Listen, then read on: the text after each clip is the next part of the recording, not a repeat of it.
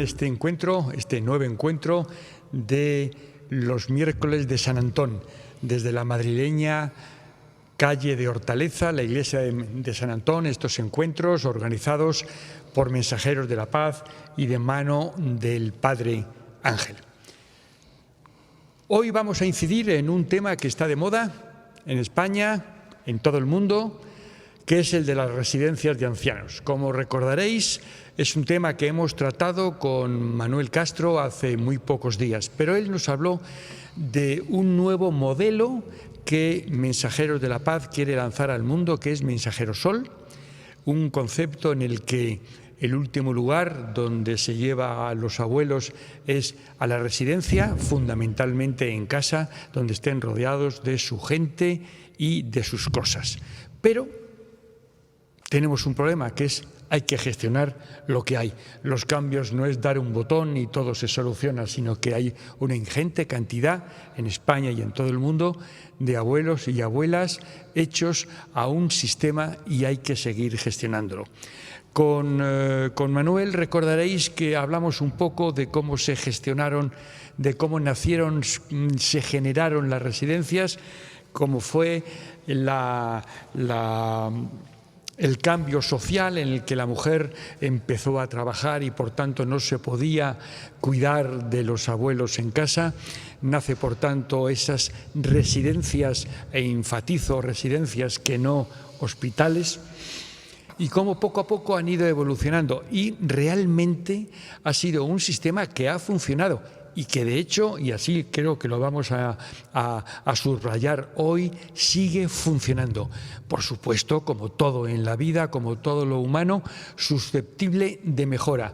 Y tenemos un reto, que es mejorar. Todo estaba razonablemente bien hasta que ha llegado una pandemia, que os sonará de algo en el 2020, que puso al mundo patas arriba, la economía patas arriba, a todos nosotros patas arriba y, lo que es peor, a los más vulnerables especialmente patas arriba, y lo han pagado con su vida. Y hemos traído hoy a una persona que realmente es experta en el tema. Se llama José Antonio Ferrero Pereira. Le conocemos todos como Joseán, lleva con nosotros un montón de años. Yo creo que llevas en Mensajeros desde antes incluso de tu nacimiento. Bueno, nació en Bilbao, allí estuvo hasta que cumplió 22 años, empezó a estudiar ingeniería industrial, pero los veranos su vocación de voluntario le hizo llevar a unas colonias con críos con síndrome de Down y esos niños le cambiaron la vida. Decidió dejar la ingeniería y empezó a estudiar terapia ocupacional. Ingresó en Mensajeros de la Paz el martes 13 de septiembre de 1994 y fue realmente una suerte para Mensajeros, no un martes y 13 aciagos, sino todo lo contrario. Dirige una residencia en Móstoles, cerca de Madrid, y gestiona fundamentalmente la coordinación de todas las que tiene Mensajeros de la Paz diseminadas por toda España y los centros de día. Un tema que no hablamos en absoluto la otra tarde y que me parece de un interés excepcional. Vamos a empezar por el principio y le pregunto a Joseán, además de darle la bienvenida y la palabra, que nos diga y nos defina qué es una residencia de ancianos y, sobre todo, qué no es una residencia, para dejar bien claro cuál es el concepto. Muchas gracias, Federico. Permíteme que me quite esto. Gracias por la invitación. Saludos, buenas tardes. Y permitidme también, o disculparme que tenga la voz un poco ronca. Ando con las placas dichosas de la garganta.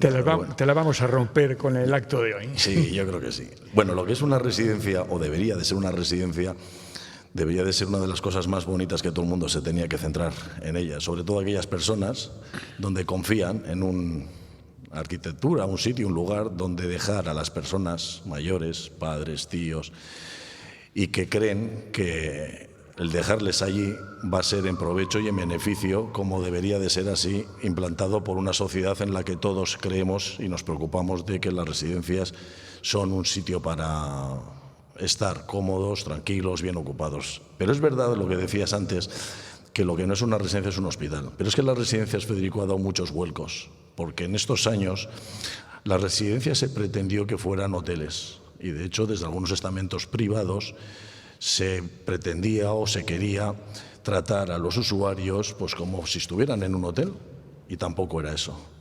Se pasó luego a hospitalario, porque no hospitalario, y se centró todo en unos temas hospitalarios que tampoco era eso, porque había mucha gente que venía con unas multipatologías y que no estábamos capacitados para ejercerlas en un centro residencial, centro para vivir, y entre otras cosas, cada uno, sobre todo a nivel administración, han intentado dar una pincelada de ello.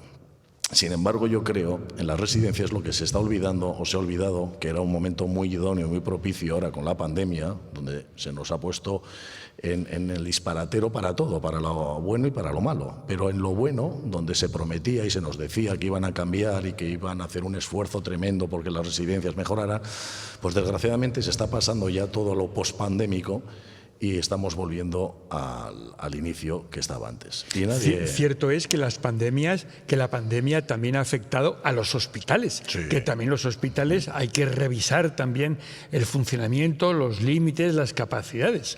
Si las revisiones se merece todo, es verdad que el estudio hay que hacerlo todo. También es cierto que lo que provoca una situación de emergencia tan bruta y tan brusca, pues es verdad que en cualquier momento no eres capaz de recibir todo lo que te viene de golpe. Pasó en los hospitales, pasó en las residencias y pasaría incluso en los domicilios.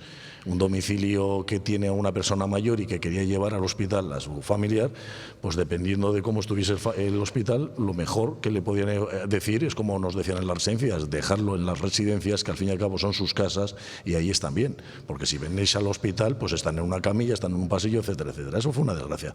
Pero yo insisto, creo que las residencias necesitan un pensamiento y un quehacer entre todos, porque es una de las probablemente profesiones más peor vistas en esta sociedad. No sé por qué, pero es triste. Mira, te voy a contar el caso. Yo ahora estoy entrevistando en realidad no, porque ya he llegado a un acuerdo con los maestros que me mandan alumnos para terminar ya sus prácticas que les faltan y vienen a las residencias. Y sientas a las personas jóvenes de 21, 20 años, 19 y les preguntas ¿qué has estudiado? Y te explican la teoría formidablemente bien. ¿Qué esperas encontrar en una residencia? ¿O qué vas a hacer en una residencia? Y te dicen, pues bueno, estaré con los abuelitos, voy a intentar pues levantarles, asearles. Y te dicen toda la teoría que han estudiado y ejercen un poquito más como un atrevimiento a decir, voy a intentar estar con ellos. Pero nadie dice el darles cariño, empatizar con ellos, el dialogar con ellos, el sentarme, caricia, cogerles de la mano. Eso no lo dicen y eso es lo que hay que enseñar.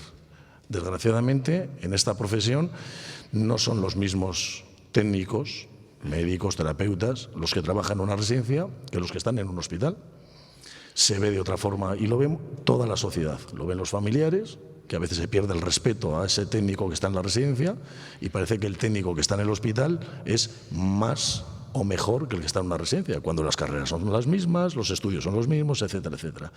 Si bajamos de perfil profesional, el perfil que mayoritariamente tenemos en una residencia es el auxiliar de clínica, nos encontramos con que una misma profesión está auxiliar de clínica, auxiliar de enfermería y gerocultor, dependiendo de qué nivel o qué es lo que haya estudiado. Y desgraciadamente aquí, cuando hubo el boom de las residencias, se metía a esas personas que pues no tenían estudios o te hacían un curso que casi los repartían, te los metían a la fuerza para gerocultor. Pero nadie se molestaba en ver si realmente esa profesional podría valer para la residencia. Porque no estaba especializada exactamente en lo que iba. Correcto. ¿Qué clases de residencias hay? A la vista, desde el punto de vista de la financiación, supongo que serán públicas, privadas y mixtas. Háblanos un poco de estas tres clases o de otras que pudiera haber. Generalmente son estas. Las residencias, hubo una época donde todos los ayuntamientos querían hacer su propia residencia, con lo cual hay residencias municipales o en su caso lo llevan patronatos.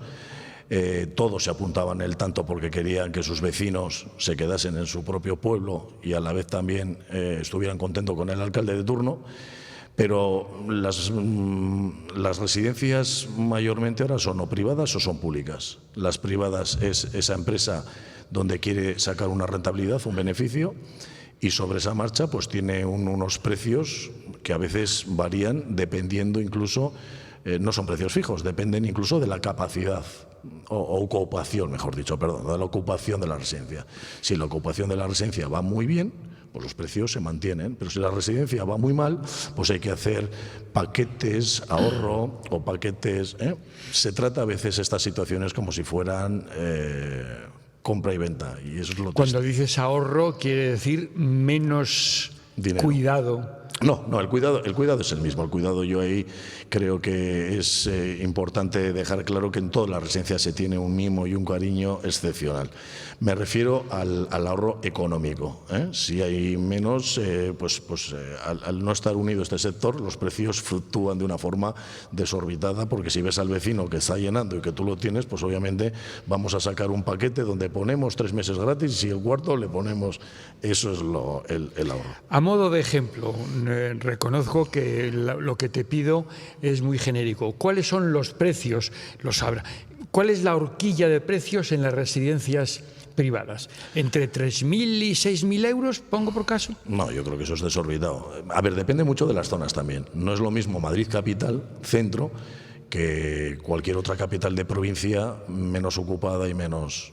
Las grandes capitales y sobre todo capitales de provincia fuertes, pues hombre, insisto que luego en esto hay mucha residencia privada donde se sale de la norma, pero a rasgo modo y generalizando, la horquilla tendría que estar entre los 1.800, 2.000 euros a casi llegar a los 3.000 euros. Y entonces las que son públicas. Las públicas ya dependen de la administración, con lo cual ahí es la administración la que paga. Antes has dicho que los ayuntamientos, sin embargo tengo entendido que ahora dependen de las comunidades autónomas. Correcto. Sí, los ayuntamientos al final se apuntaban el tanto, pero luego dejaban la plaza o concertaban la plaza con la administración, con lo cual el ayuntamiento lo único que hacía era o ceder el terreno o construir incluso el edificio, pero luego las plazas en sí se las daba o las dejaba para que se las administrara la administración. La administración tiene una serie de plazas o bien concertadas o bien a veces hay residencias públicas completamente que son de ellas, de la administración, en este caso la Comunidad de Madrid, y cobra dependiendo de la pensión que tenga el usuario. Un 80%, un 50%, se les pide ingresos, se les pide bienes y con todo eso que llevan se les hace un baremo. Yo ahí no entro, lo que son y según ese estudio se les pone en una lista de espera y así van entrando. Supongo que esto es muy fácil decirlo y nada fácil llevarlo a la práctica. Vamos a hablar de los servicios que ofrecen las residencias. Vuelvo a subrayar la palabra residencia para distinguirlo de lo que son instalaciones estrictamente hospitalarias. Una residencia de ancianos, sé que hasta un tope determinado de usuarios necesitan de unos servicios y según disminuyen también la cantidad de profesionales que intervienen. ¿Cómo es ello? A ver, los servicios fundamentales, el levantar, acostar y tal, es decir, la higiene del usuario, eso sean 10 usuarios, sean 50 o 200, es lo que hay que realizar. Es común para todos. El perfil profesional ahí es el gerocultor o auxiliar de clínica, donde tiene que realizar esa tarea. Pero luego hay unos perfiles donde cada vez más se intenta fomentar todas las labores rehabilitadoras, sociales, comunicativas, etcétera, etcétera, donde ahí entran ya perfiles terapia ocupacional, entran los fisioterapeutas para que en el gimnasio participe también, pues de esas actividades y se vayan poco a poco rehabilitando de esas posoperaciones o cualquier. Está la psicóloga, donde también hace un papel muy importante con el tema de las cabezas y el estar ahí con ellos continuamente. Y luego está el tema sanitario, están también los médicos, están las enfermeras, hay detrás el tema de la lavandería es muy importante, para ellos mucho sobre todo, esa ropa que traen y que la cuidan con mucho mimo y al día siguiente ya quieren que la tengan planchadita y aseada y puesta en la ropa. Bueno, pues ahí están las personal de limpieza, personal de la lavandería, y luego hay personas que tienen que organizar todo eso. El perfil mayoritario, como comentaba antes, son las auxiliares. Pues tienes que tener un par de coordinadoras que a la vez a todas esas auxiliares las coordine y las diga dónde tienen que ir, en qué momento. Y dependiendo de dónde hace falta más una persona, allí se les va ubicando. Pero en la residencia se fomenta todo esto. Se fomenta la forma de vivir, se fomenta el seguir continuando con esas relaciones sociales, se fomenta que venga la familia y algunos intentamos dar esa pizca que he dicho antes que no hay y que creo que deberían de participar. Yo me canso en decir a las auxiliares sentaros con ellos, charlar, que hay tiempo para charlar, estar tranquilamente, darles la comida sentados, porque de pie da una sensación. Es decir, cosas básicas que a veces el pensar que tienes que hacer muchas cosas de golpe te hace ir muy rápido y se te olvida lo más esencial y lo más bonito, que es dedicarle un minuto a esa persona mayor. Hemos omitido uno de los servicios más importantes, a lo de los sanitarios y los ocupacionales, la comida. La comida. Y los abuelos y abuelas comen 3 veces al día, más la merienda 4. Bueno, y 5 la recena. Hay algunos que necesitan, por los problemas diabéticos y porque tienen que comer en diferentes horas, bastante más a menudo, porque si no, desde la hora que se acuestan hasta la hora que se levantan pasan bastantes horas y aquellas personas necesitan ingerir algo más y se les mete a medianoche pues un yogur, o sea, la comida es muy importante y además en la comida se hacen barbaridades de buenas. Quiero decir, la comida es algo que MasterChef tenía que estar metido en todas las residencias, porque es precioso, ¿eh? Se hace comida basal, que es la comida normal, se hace comida para diabéticos, pero luego se hacen triturados, el triturado para diabéticos, el que tiene la pasta no sé qué. O sea, en la comida es un mundo que te pierdes y puede haber hasta 5 y 6 platos diferentes. Y por experiencia sabemos que en España, por lo menos, y me imagino que en todas partes igual, la comida es con el tiempo, todos los abuelos, ¡ay, qué buen tiempo hace! ¡Qué mal tiempo hace! ¡Qué rica estaba la comida! ¡Oye, yo me quedé con hambre! La comida entra por la vista. La comida es una de las cosas que decimos también cuando vamos a emplatar, que por favor tengan un poco de mimo. La comida, dependiendo de cómo la vean, así te dicen si quieren o no quieren. No es lo mismo presentar pues un plato pues con unas patatas todas apelotonadas que la patata ya un poquito distribuida por el plato y bien alineada y tal. La comida para ellos es muy importante, muy importante. Yo creo que son de los momentos más felices que pueden encontrar para su estómago. Y cuando el estómago no ruge, ellos están contentos, entonces se sienten muy contentos y muy felices. Conozco residencias en las que si la comida comienza a la 1, desde las 12:30 hay cola en el pasillo. Cierto. Etcétera. Una cosa que a mí, como profano total en estas cuestiones, me preocuparía un montón. ¿Cómo se ha resuelto el tema de la medicamentación de cada abuelo y sobre todo también, volviendo con las comidas, la comida, de acuerdo, ratifico todo lo que tú me dices, pero hay gente que no puede comer todo lo que se le pone. Todo lo que puede. Cada residente tiene una tabla con una serie de limitaciones y medicamentaciones. Sí. En la comida solemos ser un poco más flexibles. Sí que es verdad que tienes por un lado a la familia que te aprieta porque cuando van a ver al padre o a la madre pues se queja y entonces el familiar dice, hombre, no podéis ser un poquito más benévolos, por favor, y darles. Tenemos por otro lado el médico, que es la persona férrea y la que dice que no se puede porque tiene tal patología y tiene que hacer la comida. Y por otro lado tienes al señor que te dice que le gustaría de vez en cuando tomar unos churros los domingos y que por qué no va a tomarlos aunque sea diabético. Entonces, bueno, tienes ahí una tesitura que en el fondo luego todos perdemos la rigidez y sí que das un poco gusto a la persona, pues porque toma unos churros, no creo yo que... Y con las pastillas, ahí sí que somos rígidos y muy serios. Las pastillas ha evolucionado de tal forma que lo que antes era un trabajo, tremendo, de andar cargando pastilla a pastilla en unos blisters y los tenías que meter y tal, afortunadamente ahora hay muchas ya residencias cada vez más que lo dejan a una farmacia. Hay un robot, parece ser, que te lo organiza todo muy bien y te vienen unos sobrecitos, ya todo emblistado y puesto, y tú no tienes que hacer nada, simplemente cortar el sobrecito, abrir las pastillas que ya vienen para el señor, dárselas y te olvidas del problema. Con que el tema farmacéutico se ha evolucionado mucho.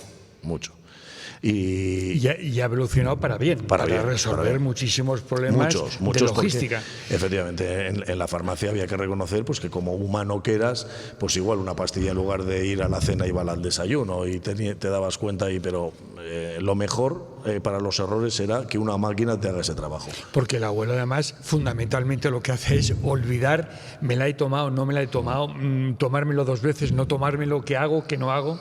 El abuelo tiene un problema, el abuelo ve 4 pastillas y 2 cápsulas de color rojo y quiere que esas cápsulas sean siempre de color rojo. Y amigo, como venga al día siguiente una cápsula de color amarillo, porque bueno, pues igual la marca comercial ya no existe o se ha perdido y en lugar de las rojas las traen amarillas. Intenta convencer y decirle que después de 20 años ya la cápsula no es roja, sino que es amarilla. Entonces ahí tenemos un problema, pero bueno, se les convence. Como coordinador, supongo que tú eres el que das las instrucciones genéricas del comportamiento respecto de los abuelos.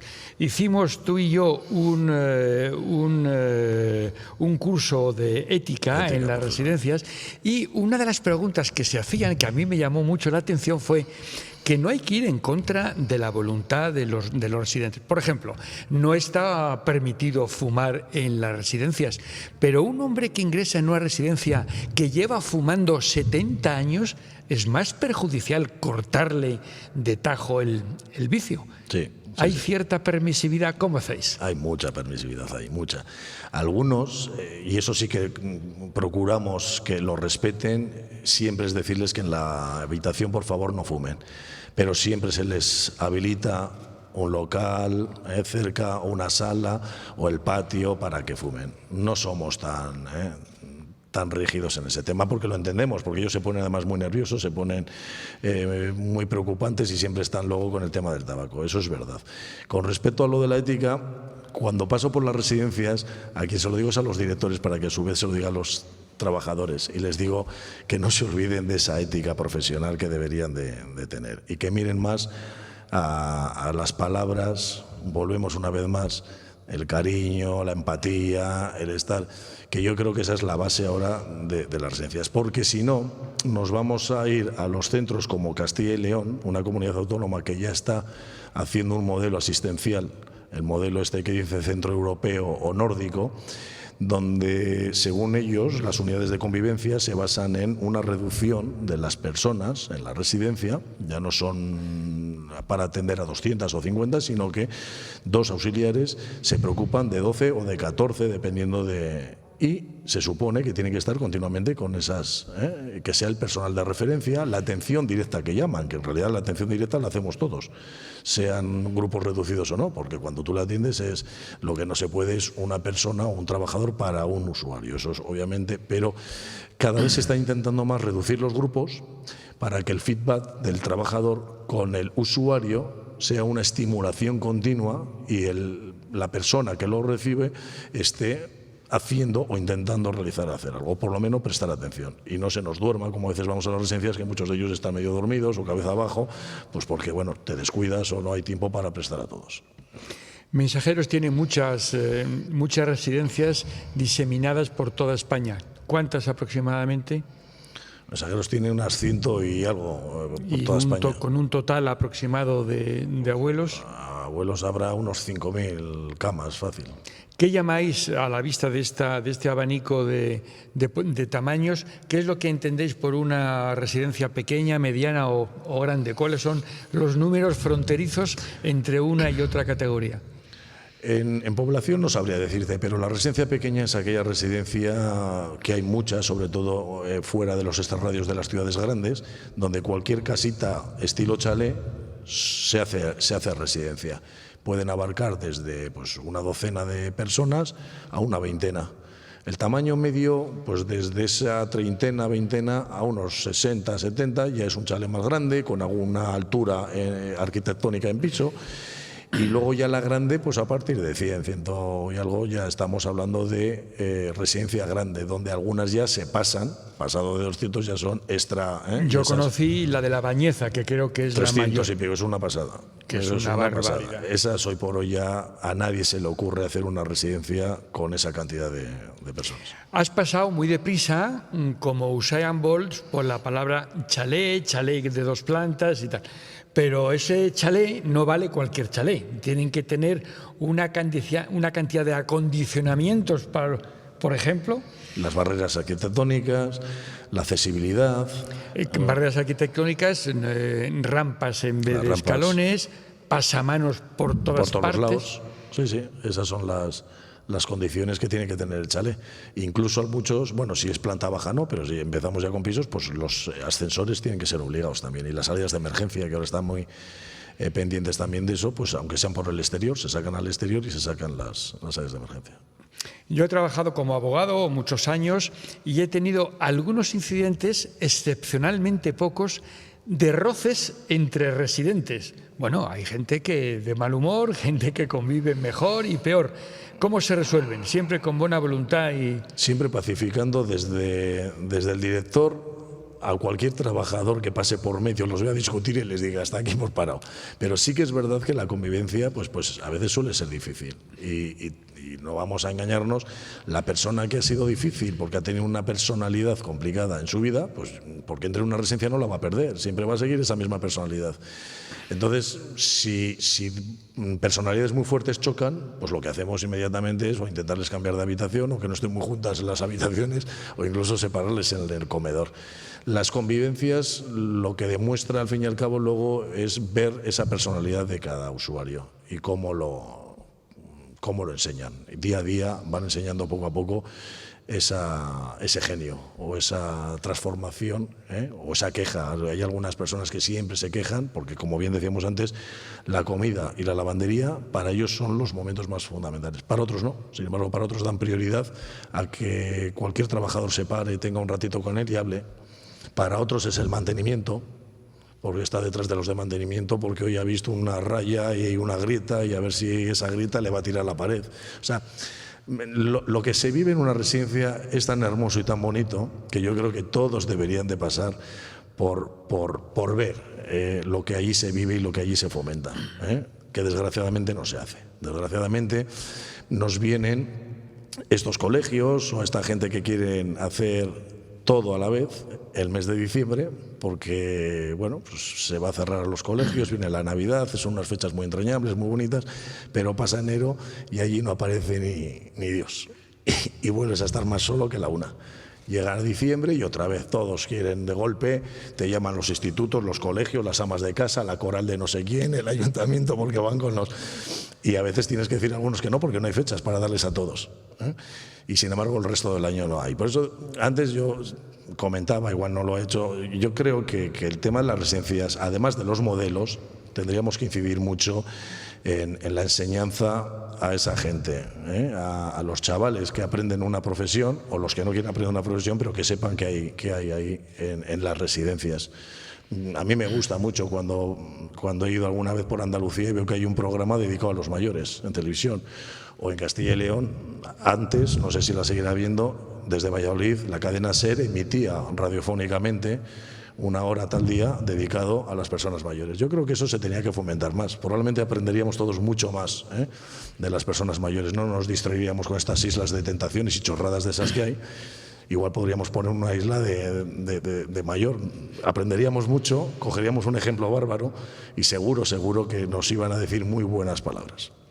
Hay una palabra que poca gente la entiende y que supongo que será esencial en el mundo de las residencias, que es ratio. La ratio es la proporción que tiene que haber entre profesionales que atienden en relación con las personas atendidas. Háblanos sobre la ratio y qué ratio, si hay un cuidador por cada 3 residentes o 1 cada 10. El ratio del personal. El ratio del personal, pues lo mismo también, depende de las comunidades autónomas, depende de las zonas y depende incluso de la administración. No es lo mismo el ratio de atención directa, que son las auxiliares, las que directamente atienden, y entonces sí piden un ratio que viene a rondar el 0,25, 0,35, dependiendo de si son válidos o son asistidos, o el ratio en conjunto de todos los trabajadores. Entonces, dependiendo de administraciones, miden el ratio, el global de todos los trabajadores, donde ahí entran todos los perfiles profesionales, y otro solo el ratio de atención directa de las auxiliares. Los trabajadores, yo creo que aquí sí que hay que hacer una mención, se quejan, y yo creo que con razón, el ratio suele ser bajo, y luego es un trabajo que se paga poco. Entonces, eso es lo que demandan mucho general en todos los sitios. Y es un trabajo especializado. Es muy especializado y muy difícil de llevar. Y muy vocacional, me imagino. Y muy vocacional. El problema es que la vocación ya se ha acabado y ahora pues la gente entra pues porque bueno, pues por las necesidades económicas, por multitud de... Y era lo que decía, que no hay tiempo ya para dedicarse, pero porque no saben, probablemente porque no saben o nadie les ha enseñado, o en esos cursos dichosos nadie les ha prestado ese apartado que debería de haber, pues relaciones sociales, o incidir un poco más en cómo tratar a las personas. Hay gente que las tienes que llamar bastante la atención por su comportamiento a veces, incluso verbal ya, cuando tienen un tono de voz ya elevado y le tienes que decir que esas personas precisamente lo que no necesitan es que alguien entre con un tono de voz alto, sino que tiene que ser bajo, y donde hay que seguir acostumbrando a llamar a la puerta, porque no puedes entrar a las bravas abriendo la puerta, buenos días aquí, que está muy bien, pero hombre, habrá que llamar. Es decir, se pierden mucho las formas, o se han perdido mucho las formas, y eso a veces cuesta volverlo a reemplazar. El tratar de usted, desgraciadamente eso ya casi no se ve y lo das casi por perdido, aunque yo a veces me encuentro con gente y digo, si le tratas de usted no está de más tampoco. Hay muchos detalles que se debería de volver a mirar, no tanto el modelo asistencial, que está bien también que se mire, sino más también qué estamos haciendo con los cursos que damos y qué profesionales metemos en ellos.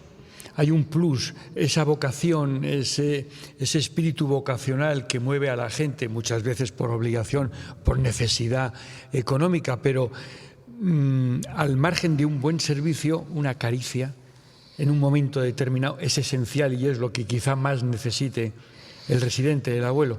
El residente, el abuelo, como bien dices, eso lo necesita a diario.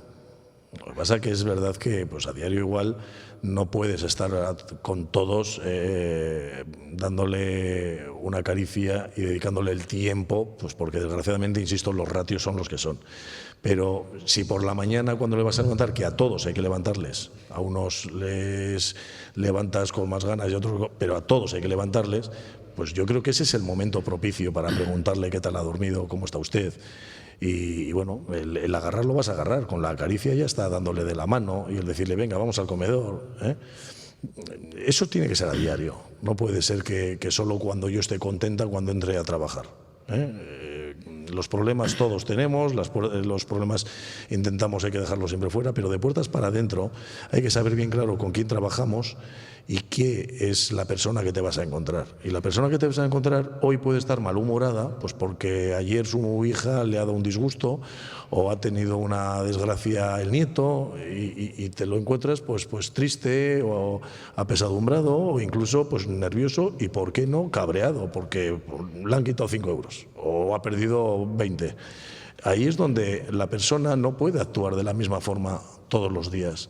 Cada día tiene que ser diferente, no tiene que ser una monotonía. Cada día esa persona tiene que acostumbrarse a entrar a la puerta y a dedicar un pequeño tiempo a esa persona. Que no cuesta nada preguntar qué tal ha dormido, cómo está usted.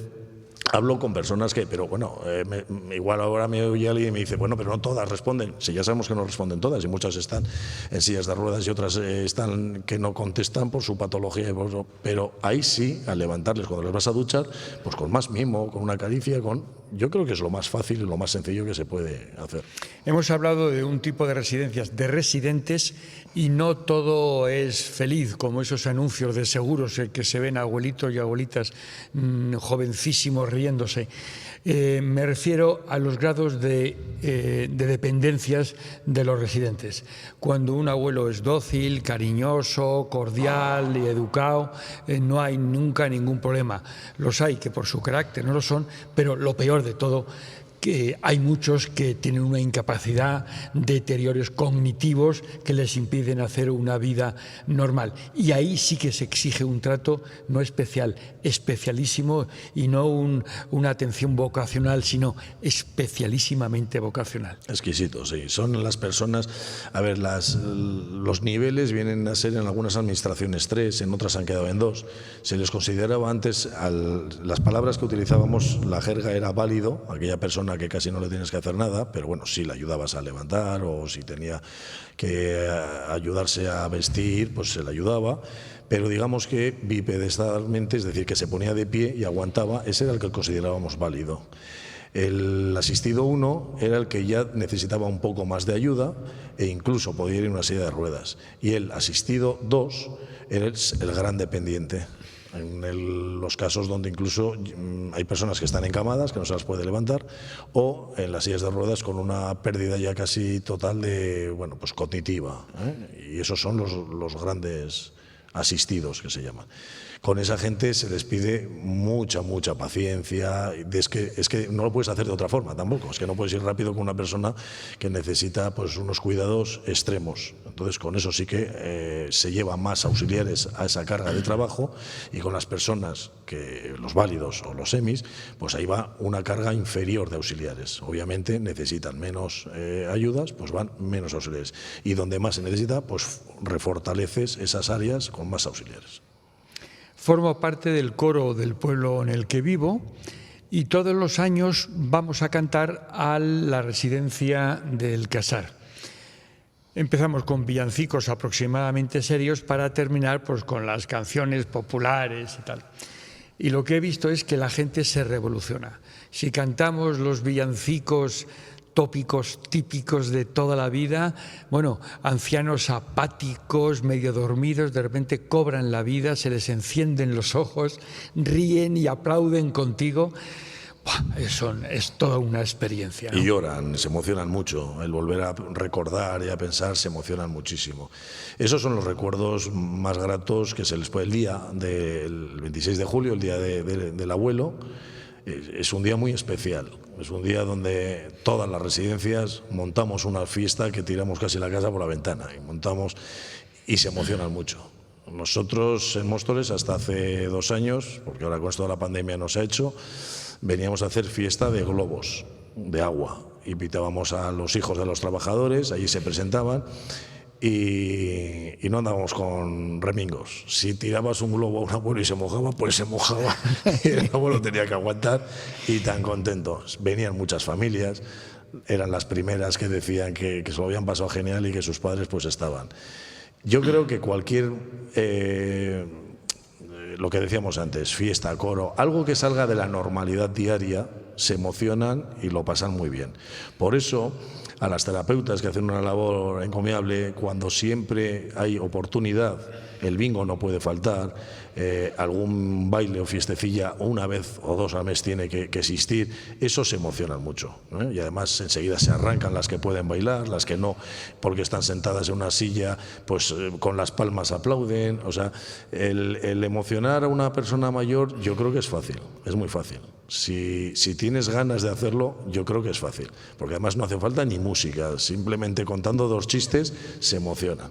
Y si luego encima tienes y sabes buscar, pues en la vida de las personas, pues están los que se dedican al huerto, están los que tienen un hobby que además que les gusta y es apasional, pues porque quieren seguir haciendo su costura o coser, o aquel que quiere seguir tomando su chato de vino y tiene que salir todas las mañanas a... Bueno, pues si al fin y al cabo es vida, si lo que estamos en las residencias son multitud de vidas, y que cada uno quiere seguir, dentro de lo que pueda, seguir viviendo como ha vivido hasta ese momento. Vamos a hablar ahora no de los residentes, de los familiares de los residentes. ¿Somos buenos familiares? ¿Visitamos mucho, poco, no visitamos? Bueno, aquí no me quiero mojar mucho porque depende también del centro, ¿no? Y de las personas. Yo ahí no sé qué deciros. Sí que es verdad. Yo creo que por... Lo que sí es cierto es que para los residentes las visitas de los familiares o de amigos son esenciales. Sí, eso es verdad. Y bueno, pues como en la casa del Señor hay de todo, hay de todo. Es verdad que las familias es lo más motivador que tienen, sobre todo los fines de semana que están esperando ver al nieto, ver al hijo que viene, y hay de todo. Hay algunas personas o algunos usuarios que no reciben una visita en un año. También es cierto porque no tienen a nadie, o tienen un sobrino y los sobrinos no. Y hay otros que vienen todos los días. Entonces, no sé qué decirte. Yo creo que en mi centro en concreto, los fines de semana vienen muchas visitas. Entre semana ya menos. Y las que vienen entre semana son diaria y vienen siempre. Pero claro, sobre 220 yo diría que es poco los que vienen a visitarles. ¿Es importante? Bueno, yo creo que es fundamental. Pero bueno, la vida, como te he dicho antes, Federico, cada uno ha sembrado, ha recogido y luego al final pues te das cuenta lo que ha sido, ¿no? Y hay casos tristes en los que, bueno... De gente que se muere literalmente de soledad. Sí. Y te viene la familia en el último momento a recordarle o a recogerle para llevarle al tanatorio o a misa y decir que no han venido tanto a visitarle pues porque, bueno, pues su padre era...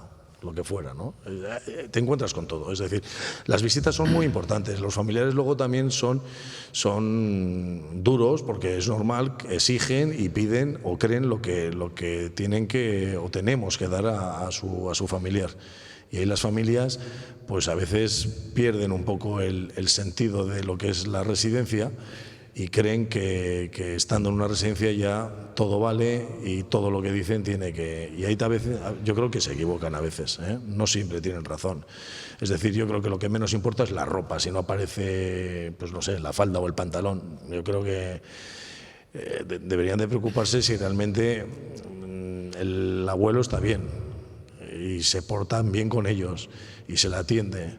El que una persona pues venga y te diga que es que a mi padre se le ha perdido, no sé, el bastón, o pues bueno, ya se lo encontraremos, o yo que sé por qué se lo habrá perdido. Y al final nos queda siempre la pregunta, ¿cómo nos comportaremos nosotros cuando nos llegue el turno, ¿verdad? Efectivamente, así es. Bueno, el tiempo pasa, llevamos ya 40 minutos y no quiero dejar pasar la oportunidad de hablar sobre algo que va en paralelo, que es muy parecido, pero no es lo mismo, que son los centros de día. También tú los coordinas dentro de Mensajeros y por lo tanto tienes una más que sobrada experiencia. ¿Cuál es la diferencia entre una residencia y un centro de día? Bueno, el centro de día, como bien dice la palabra, solo es durante el día. Hay un transporte que sale de la residencia o del centro de día si solo es en exclusividad, donde se les recoge, va un auxiliar y va un chofer, se les recoge por la mañana con un cuadernito que llevan. Ese cuadernito nos dice qué es lo que ha pasado desde por la tarde que los soltamos, que los llevamos, y durante toda la noche. Y ahí los familiares tienen la obligación de escribir, pues esta noche ha dormido mal, o parece que tiene un poco de fiebre, o creemos que... y te lo escriben en el cuaderno. Entonces, todo eso se recoge, se les lleva a la residencia o al centro de día. Allí algunos desayunan, no todos, algunos quieren desayunar, otros no, pero sí comen obligatoriamente y meriendan también obligatoriamente. Todas las actividades que se hacen en la residencia las hacen los del centro de día también, salen del centro de día, se distribuyen y van como al resto de la residencia, son unos más. Si solo fuera centro de día, pues las actividades las tienen ya allí mismo en el centro. Y por las tardes se les lleva ya a sus domicilios. Viene la familia a recogerles, se les baja del autocar, se les da el librito y nosotros ponemos todo lo que ha hecho durante el día. Las actividades donde está. Hoy está un poco encabronado. Oye, no sé si me hablas del cole de los niños o del cole de los abuelos. Igual es, exactamente. Es como si fuera un transporte escolar. Pero sin notas. Pero sin notas. La única nota es apuntar si han hecho aquí. Date cuenta, mira, aquí lo que apuntamos, y es muy importante porque va en la salud, es si han hecho la deposición o no la han hecho. Es muy importante. La familia, es verdad que cuando somos mayores el tracto intestinal tiene que funcionar como un reloj, porque si no empiezan las obstrucciones y de ahí acarrea unos problemas muy serios. Con lo cual, una de las cosas que es muy importante apuntar en el libro, si ha hecho o no ha hecho. Y luego, pues el resto de las actividades. A veces no participan en las actividades. Lo normal es que participen siempre, con lo cual eso no se pone. Se pone una cruz donde ponen al lado fisioterapia, terapia ocupacional, psicóloga, pero si no ha participado, sí se pone. Hoy estaba un poco raro o triste y no ha querido participar o no ha fomentado. Y entonces eso, la familia cuando llega suele preguntar y al día siguiente dice, oye, dice que es que se enfadó o que no le disteis caramelos o lo que sea. Bueno, pues por cualquier motivo. Pues hoy le vamos a dar doble caramelos. Hablando antes de empezar este acto, me decía Joséan que lo que se busca en los centros de día es un aspecto convivencial y me ha gustado mucho la palabra. Allí, como en las residencias, conviven, en efecto, pero aquí tengo no sé por qué, la sensación, la vehemente sensación de que van al cole, como los críos chicos, pero van a jugar. Claro, con las limitaciones propias de su edad. En el centro de día van a convivir, porque ya en sus domicilios apenas salen, con lo cual ya los vecinos no los ven, la convivencia es fundamental, hacen relaciones sociales y luego es verdad que juegan, pero juegan, cogen amistades. De hecho, entre ellos luego suelen los hijos cogerse el teléfono y si el de al lado que va contigo en el autobús un día falla, los propios hijos llaman al otro para decirle por qué ha pasado. O sea, sí se buscan unas relaciones muy bonitas, ¿eh? Y efectivamente es que en el centro de día, lo mismo que en las residencias, intentamos que convivan unos con otros, que fomentemos esa, bueno, yo no sé si amistad, pero vamos a intentar el que dentro del centro de día, durante las horas que estés con nosotros, te relaciones y te lleves bien con el vecino, con el de al lado. Vamos a terminar y quiero hacer la última pregunta a Joséan. Hablando antes, hablábamos de los distintos modelos, si la pandemia realmente ha echado abajo el actual sistema. Y él me ha dicho, yo los modelos o los patrones de una forma o de otra me importan, sí, pero menos. Lo decisivo sigue siendo el abuelo y la abuela, los residentes. Las personas, sí. Yo creo que esa es la base. Los modelos, es verdad que todo el mundo intentaremos buscar un modelo adecuado. Ahora está de moda la atención personalizada, como te digo. En Castilla y León están las unidades de convivencia. En el País Vasco ya hace tiempo también que eso se fomentó, sobre todo con grupos, pues síndrome de Down o otras patologías como las psiquiátricas. Yo creo que los modelos son importantes, pero lo importante es lo que hay ahí dentro. Y yo creo que deberíamos de pedir que se fomente más la calidad con la que se atiende a los abuelos. Ahora también está de moda, se empiezan a surgir, dependiendo de lo que hagan las residencias, se les pondrán estrellitas o llaves o, hombre, pues marcar de esa forma por lo que haga, pues también es un poco una forma de... Pero ¿de qué nos va a valer el que uno tenga 5 estrellas, el otro 2 y el otro 3? Si tendrían que ser todos con 5 estrellas. Si lo que tenemos que aprender y llegar es a que todos tengamos 5 estrellas y no permitir que de ahí se baje. Y para eso, insisto, deberíamos de empezar a fomentar desde los colegios el conocer pues lo que están ahí, que son nuestros mayores. Parece que al abuelo nos lo hemos... Yo no digo ya aparcar, pero es verdad que se les ha buscado un hogar muy bonito, se les ha buscado un hotel, como antes decíamos, o como lo quieras llamar. Pero al fin y al cabo los metemos ahí y luego ¿qué? ¿Solo va la familia a verle? ¿No tienen más relaciones ya esa persona mayor? Habría que empezar a enseñar a esta juventud en todos los colegios. Yo diría que se pasara un día al mes a tener un día en las residencias, que vieran lo que hay, porque si no se pierde la perspectiva y no se sabe lo que aquí a la juventud hay que enseñarle y decirle lo que han hecho estos por nosotros. Y nosotros al fin y al cabo es verdad que todo lo que tenemos es porque ellos lo han trabajado y lo han hecho. Y hay que ir a eso, a decirles, mirar, si está construido eso es porque tu abuelo o tu bisabuelo lo hizo. ¿Y quién es el bisabuelo o el abuelo? Ese que tienes ahí en esa casa. Vamos a verle y a saludarle. Vamos, yo obligaba, de verdad, a todos los colegios o institutos, ya mayorcitos, a que se pasara una vez al mes a hacer una visita por las residencias. Sería la forma de que ellos vieran al mayor. Yo creo que al mayor, vamos a dejarlo. Llevas casi 30 años en Mensajeros. Es verdad que en Mensajeros se recibe muchísimo más de lo que se da. Yo creo que sí. Yo he vuelto. Estuve en una primera etapa, me pasé a lo privado y he vuelto pues porque creo que Mensajeros tiene esos valores que yo creo que estaba buscando. Y bueno, con el Padre Ángel lo encuentras fácil. Entonces, Mensajeros es algo muy especial para la gente que estamos trabajando en ello.